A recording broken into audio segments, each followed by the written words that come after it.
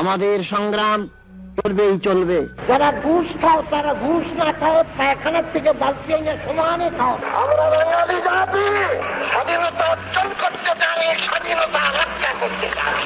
পাকিস্তান আর কোনদিন বাংলাদেশের মাটিতে পাও দিতে পারবে না।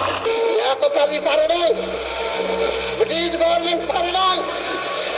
আমি দমন হই না, বাংলা নয়। আসাম আমার, পশ্চিমবঙ্গ আমার, ত্রিপুরাও আমার। এগুলো ভারতের কবল থেকে মুক্ত করতে না পারলে বাংলাদেশের স্বাধীনতা ও মানচিত্র কখনোই পূর্ণতা পাবে না। কথাগুলো বলেছিলেন মজলুম জননেতা মাওলানা আব্দুল হামিদ খান ভাসানী। বিশ্ব ইতিহাসের একজন অবিসংবাদিত মহানায়ক মাওলানা আব্দুল হামিদ খান ভাসানী। একবার চীন থেকে ফিরতি পথে পাকিস্তানে নেমেছিলেন ভাসানী। মেয়র এক নাগরিক সংবর্ধনা দিয়েছিলেন ভাসানীকে। ভাসানীর মাথায় তালের টুপি আর পরনে লুঙ্গি। স্টেজে উঠলেন ভাষণ দিতে। ভাসানীর সুরত দেখে দর্শক শ্রোতাদের মধ্যে গুনগুন মন্তব্য, ইয়ে তো মিসকিন হ্যায়। কোরআন তেলাওয়াত দিয়ে ভাসানীর বক্তব্য শুরু হতেই ওই শ্রোতাদের কণ্ঠে আরেকটি মন্তব্য ভেসে এলো, ইয়ে তো মৌলানা হ্যায়। ভাসানীর রাজনৈতিক বক্তব্য শুরু হতেই ওই একই দর্শক শ্রোতারা বলে উঠলেন, আরে বাহ, ইয়ে তো পলিটিশিয়ান হ্যায়। ভাসানী যখন বিশ্ব পরিস্থিতি ও বিশ্ব মোড়লদের শোষণ পীড়ন নিপীড়নের কথা বলতে শুরু করলেন, তখন ওই একই দর্শক বলে উঠলেন, হায় আল্লাহ, ইয়ে তো স্টেটসম্যান হ্যায়। মজলুম জননেতা, উপমহাদেশের রাজনীতির প্রবাদ পুরুষ মাওলানা আব্দুল হামিদ খান ভাসানী। 1957 সালে কাগমারি সম্মেলনে মাওলানা আব্দুল হামিদ খান ভাসানী পশ্চিম পাকিস্তানের দুঃশাসনের বিরুদ্ধে হুঁশিয়ার করে বলেছিলেন, পূর্ব পাকিস্তানের ন্যায়সঙ্গত অধিকার ফিরিয়ে দাও, নতুবা ওয়ালাইকুমুসসালাম। সভা আরম্ভ হবার সাথে সাথেই 144 ধারা জারি করা হলো। পুলিশ এসে আব্দুল হামিদ খান ভাসানীকে একটা কাগজ ধরিয়ে দিল। তিনি বললেন, মানি না 144 ধারা, আমি বক্তৃতা করব। মাওলানা সাহেব দাঁড়িয়ে বললেন, 144 ধারা জারি করা হয়েছে, আমাদের সভা করতে দেবে না। আমি বক্তৃতা করতে চাই না, তবে আসুন আপনারা মোনাজাত করুন, আল্লাহু আমিন। মাওলানা সাহেব মোনাজাত শুরু করলেন। মাইক্রোফোন সামনেই আছে। আধ ঘন্টা পর্যন্ত চিৎকার করে মোনাজাত করলেন, কিন্তু কিছুই বাকি রাখলেন না। যা বলার সবই বলে ফেললেন। পুলিশ অফিসার ও সেফাইরা হাত তুলে মোনাজাত করতে লাগলো। আধ ঘন্টা মোনাজাতে পুরো বক্তৃতা করে মাওলানা সাহেব সভা শেষ করলেন। পুলিশ ও মুসলিম লীগওয়ালারা পুরো বেয়াকুফ হয়ে গেল। তিনি ছিলেন বাংলাদেশের স্বাধীনতার প্রথম স্বপ্নদ্রষ্টাদের একজন ও পূর্ব পাকিস্তান আওয়ামী লীগের প্রতিষ্ঠাকালীন সভাপতি। শোষিত, বঞ্চিত, নিপীড়িত, অধিকার হারা মানুষের অধিকার আদায়ে সংগ্রামী মহাপুরুষ ছিলেন মাওলানা ভাসানী। ভাসানী এমন একজন নেতা ছিলেন যাকে নিয়ে বিভিন্ন দেশের বিভিন্ন বিশ্ববিদ্যালয়ে আজ পিএইচডি ডিগ্রি অর্জনে গবেষণা চলছে।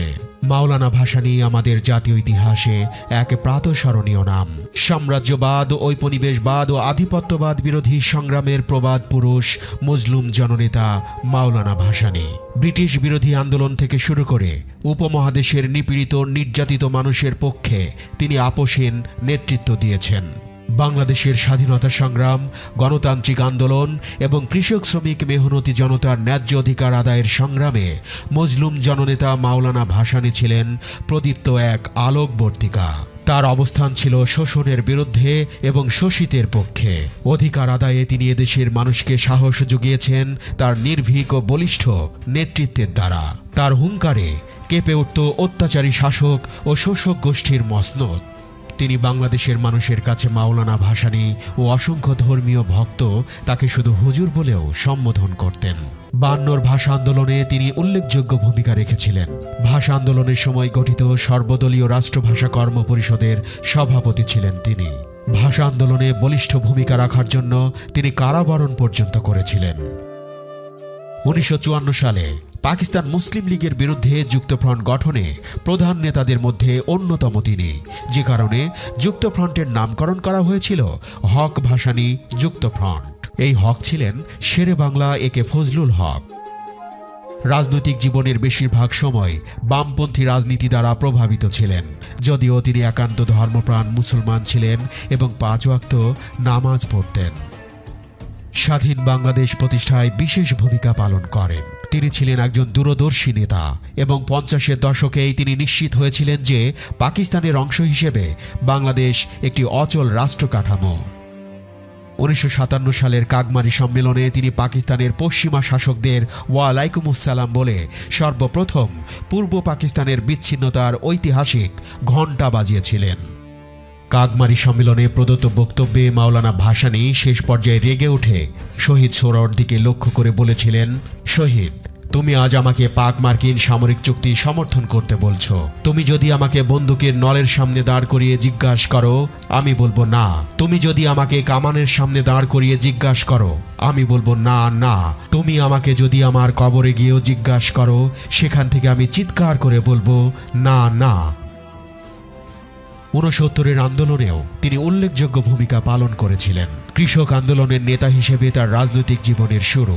তিনি সবসময় রাজনীতি করেছেন অধিকার বঞ্চিত মানুষের জন্য। দ্বিজাতি তত্ত্বের ভিত্তিতে সৃষ্টি হওয়া পাকিস্তানে তিনি উড়িয়েছিলেন অসাম্প্রদায়িক রাজনীতির পতাকা। দরিদ্র মানুষের মুক্তির লক্ষ্যে আজীবন সংগ্রাম করে গিয়েছেন মাওলানা আব্দুল হামিদ খান ভাসানী। দেওবন্দ মাদ্রাসায় ধর্মশিক্ষা বিষয়ে পড়াশোনা করতে গিয়ে তিনি সংগ্রামী ও দেশপ্রেমিক একদল আলেমের সংস্পর্শে আসেন। ইংরেজ শাসনের বিরুদ্ধে তাদের কাছ থেকে দীক্ষা গ্রহণ করে রাজনীতির প্রতি আকৃষ্ট হন। একসময় আসাম চলে গিয়ে কলকাতার সঙ্গে সম্পর্ক প্রতিষ্ঠা করেন। সেখানকার বিপ্লবীদের সঙ্গে দেওবন্দের মাওলানাদের চেতনার মিল দেখে তিনি এরকম রাজনীতির সঙ্গে একাত্ম হন। বিপ্লবী রাজনীতি শুধু ইংরেজ শাসনের বিরুদ্ধে পরিচালিত নয়, তাদের সৃষ্ট জমিদার, জোদ্দার ও মহাজনদের বিরুদ্ধে আন্দোলনের কর্মপন্থা এটি তাকে বিপ্লবীদের কাছাকাছি নিয়ে আসে। পূর্ব বাংলায় তিনি কৃষকদের নিয়ে ইংরেজ শাসনের তাবেদার শোষকদের গোলা জ্বালিয়ে দেওয়ার মতো অনেক ঘটনার জন্ম দেন। তিনি পরিচিত হয়ে ওঠেন বিদ্রোহী মাওলানা নামে। মাওলানা ভাসানীর বয়স যখন 30 বছর, ওই সময় প্রথম বিশ্বযুদ্ধ চলছিল। ইংরেজ শাসনের বিরুদ্ধে সাধারণ মানুষকে সচেতন করেছেন। তখন তিনি পরতেন পায়জামা ও পাঞ্জাবি। একদিন তার ধর্মীয় গুরু মাওলানা আজাদ সোভানি তাকে বললেন, কৃষক শ্রমিক যা পরে তা না পরে তুমি কিভাবে তাদের বন্ধু হবে? সেই যে মাওলানা ভাসানী লুঙ্গি ও পাঞ্জাবি পরা শুরু করেছিলেন, আজীবন তা বহাল রেখেছেন। মাওলানা ভাসানী 1880 সালের 12 ডিসেম্বর সিরাজগঞ্জের সয়া ধানগড়া গ্রামে জন্মগ্রহণ করেন। তার পিতা হাজী শারাফত আলী। হাজী শারাফত আলী ও বেগম শারাফত আলীর পরিবারে 4টি সন্তানের জন্ম হয়, একটি মেয়ে ও 3টি ছেলে। মোহাম্মদ আব্দুল হামিদ খান সবার ছোট। তার ডাকনাম ছিল চ্যাগা মিয়া। ছেলে মেয়ে বেশ ছোট থাকা অবস্থায় হাজী শারাফত আলী মারা যান। কিছুদিন পর এক মহামারীতে বেগম শারাফত ও 2 ছেলে আমির খান ও ইসমাইল খানও মারা যান। বেঁচে রইলেন বোন এবং ছোট ভাই আব্দুল হামিদ খান ওরফে চ্যাগা মিয়া। পিতৃহীন হামিদ প্রথমে কিছুদিন চাচা ইব্রাহিমের আশ্রয়ে থাকেন। ওই সময় ইরাকের এক আলেম ও ধর্মপ্রচারক প্রখ্যাত সুফি সৈয়দ নাসিরউদ্দিন আহমদ বগদাদি সিরাজগঞ্জে আসেন। হামিদ তার আশ্রয়ে কিছুদিন কাটান। এরপর প্রথম বিশ্বযুদ্ধের কিছুদিন পূর্বে 1893 সালে তিনি জয়পুরহাট জেলার পাঁচবিবি উপজেলার জমিদার শামসুদ্দিন আহমদ চৌধুরীর বাড়িতে যান। সেখানে তিনি মাদ্রাসার মোদাস্সেরের কাজ করেন এবং জমিদারের ছেলে মেয়েকে পড়ানোর দায়িত্ব নেন। 1897 সালে পীর সৈয়দ নাসিরউদ্দিনের সাথে আসাম গমন করেন। 1903 সালে আন্দোলনের সঙ্গে যুক্ত হন। ইসলামিক শিক্ষার উদ্দেশ্যে 1907-এ দেওবন্দ যান। 2 বছর সেখানে অধ্যয়ন করে আসামে ফিরে আসেন। 1917 সালে দেশবন্ধু চিত্তরঞ্জন দাস ময়মনসিংহ সফরে গেলে তার ভাষণ শুনে ভাসানী অনুপ্রাণিত হন। 1919 সালে কংগ্রেসে যোগদান করে অসহযোগ আন্দোলনে অংশগ্রহণ করে 10 মাস কারাদণ্ড ভোগ করেন। জেল থেকে ছাড়া পেয়ে 1921 সালে তিনি আলী ভ্রাতৃদ্বয় অর্থাৎ মাওলানা মোহাম্মদ আলী এবং শওকত আলীর ডাকে খেলাফত আন্দোলন এবং একই সাথে দেশবন্ধুর ডাকে অসহযোগ আন্দোলনে যোগদান করলেন। আবারও গ্রেপ্তার হলেন তিনি। এবার হলো 7 দিনের জেল। 1922 সালে উত্তরবঙ্গ ও আসামে ভয়াবহ বন্যা দেখা দেয়। বিপন্ন মানুষের সেবায় এগিয়ে আসেন ভাসানী।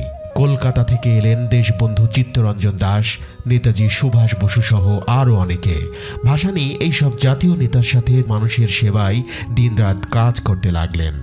1923 সালে দেশবন্ধু চিত্তরঞ্জন স্বরাজ্য পার্টি গঠন করলে ভাসানী সেই দল সংগঠিত করার ব্যাপারে ভূমিকা পালন করেন। 1925 সালে তিনি জয়পুরহাটের পাঁচবিবি উপজেলার জমিদার শামসুদ্দিন আহমদ চৌধুরীর মেয়ে আলেমা খাতুনকে বিয়ে করেন। মাওলানা ভাসানী লাইন প্রথা ও বাঙ্গাল খেদা আন্দোলনের বিরুদ্ধে প্রতিবাদ গড়ে তুলেছিলেন 1925 সালে। 1926 সালে তিনি তার সহধর্মিণী আলেমা খাতুনকে নিয়ে আসাম গমন করেন এবং আসামে প্রথম কৃষক প্রজা আন্দোলনের সূত্রপাত ঘটান। তখন সব জমিদার মিলে ইংরেজ গভর্নরকে দিয়ে মাওলানা ভাসানীকে অবাঞ্ছিত ব্যক্তি ঘোষণা করলেন। ভাসানীকে বাংলা থেকে বহিষ্কার আদেশ জারি করা হলো। অবশেষে ভাসানী সপরিবারে গিয়ে ঠাঁই নিলেন আসামের গহীন জঙ্গলে ঘাগমারা নামে এক জায়গায়। সাংগঠনিক কাজের জন্য মাঝে মাঝে কলকাতা বা অন্যান্য জায়গায় যেতে হলেও ভাসানী 1926 সাল থেকে 1947 সাল পর্যন্ত লাগাতারভাবে আসামেই ছিলেন। 1929 সালে আসামের ধুবড়ী জেলার ব্রহ্মপুত্র নদের ভাসানচরে প্রথম কৃষক সম্মেলনের আয়োজন করেন। এখান থেকেই তার নাম রাখা হয় ভাসানীর মাওলানা। এরপর থেকেই তার নামের শেষে যুক্ত হয় ভাসানী। তিনি 1929 সালে সিরাজগঞ্জের কাওয়াখোলা ময়দানে বঙ্গ আসাম প্রজা সম্মেলন আহ্বান করেন। এই সম্মেলনে প্রায় 3 লাখ লোকের সমাগম হয়েছিল। সম্মেলনের উদ্বোধন করেছিলেন হোসেন শহীদ সোহরাওয়ার্দী। 1937 সালে ভাসানী আসামের প্রাদেশিক মুসলিম লীগের সভাপতি নির্বাচিত হন। তার নেতৃত্বে আসামের 12টি জেলায় মুসলিম লীগের সংগঠন আরও জোরদার হয়। 1937 সালের নির্বাচনেই আসামের 34 আসনের মধ্যে 31টি আসন লাভ করে। ভাসানী নিজেও আইনসভার সদস্য নির্বাচিত হন। 1938 সালে তিনি রংপুরের গাইবান্ধায় কৃষক প্রজা সম্মেলনের আয়োজন করলেন। 1940 সালে তিনি জননেতা একে ফজলুল হকের সাথে মুসলিম লীগের ঐতিহাসিক লাহোর সম্মেলনে যোগদান করেন।